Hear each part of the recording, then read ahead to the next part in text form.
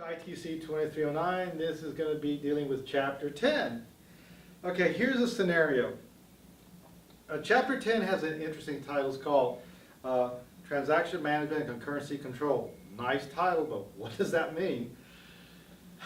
I've struggled with this over the years, and this is the scenario that I've come up with. It seems to be a situation where students can understand.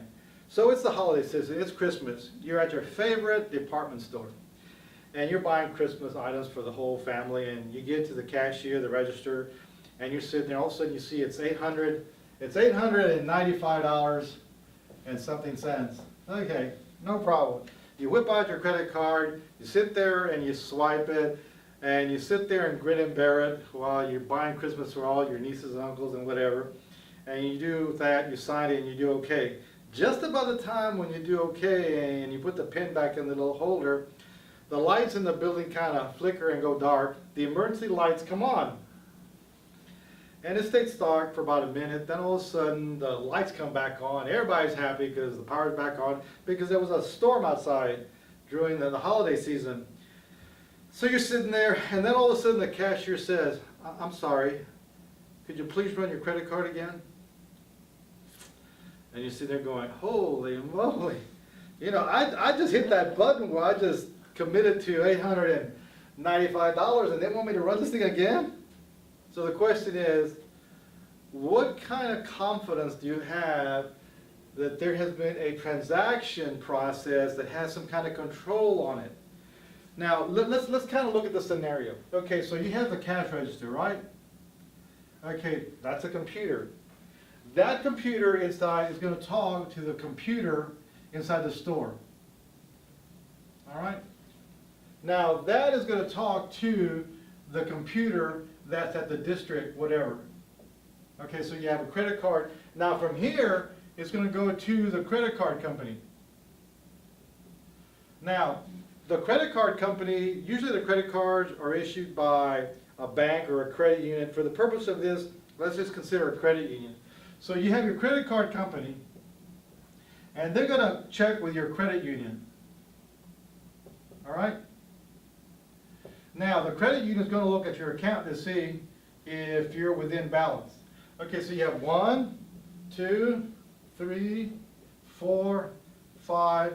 You have 6 different computing elements that have to kind of work together. Ever understand that one? Okay, so what we have is we now have, this is called a transaction.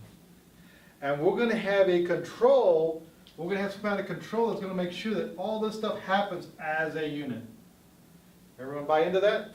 Okay, so this chapter talks about how we're going to consider this a logical unit of work that has to succeed or fail as a unit. And then we're going to look at all the steps that are involved to develop this thing.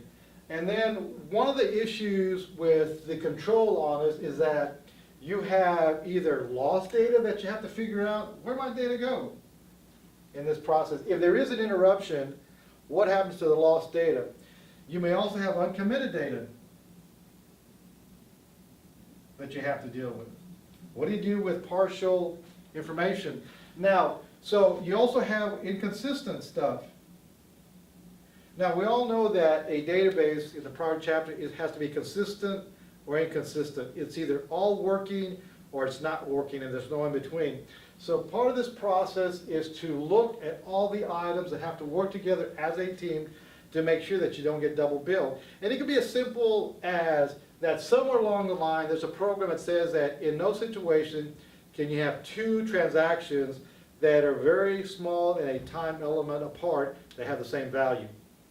So what you would do is you would either delete the first or accept the second, or not accept anyone and require the whole process to continue afresh. So this is what we're talking about, where we consider all these items a transaction. Not just this. All of these have to work in harmony together as a unit for the scenario to work. And that's what Chapter 10 talks about. The ability to have transaction and concurrency control. That concludes Chapter 10.